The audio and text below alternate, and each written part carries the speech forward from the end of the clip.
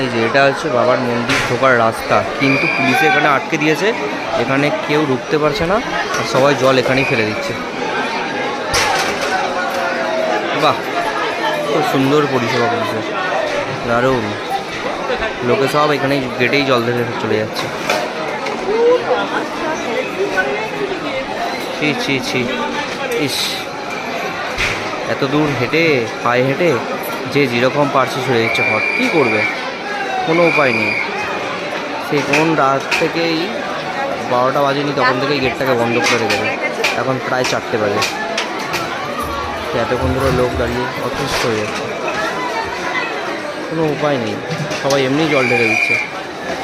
এই যে এইখানটার মধ্যে একখানা কাছের ঘরের মধ্যে একটা শিব ঠাকুর আছে ভেতরটায়, ওই দূর থেকে ওই ছুঁড়ে দিয়ে চলে যাচ্ছে। বাবার মন্দিরের দিকে আর কেউ ঢুকতে পারে, এইটা মন্দিরের ঢোকার মেন রাস্তা, এইখানে আর কেউ ঢুকতেই পারে না। কী করবে, আর সব লোকেরাও দেখছে কী হচ্ছে, এখানে ছ্যাঁচড়ানি হচ্ছে। প্রশাসন এই সুন্দর ব্যবস্থা নিয়ে যায়।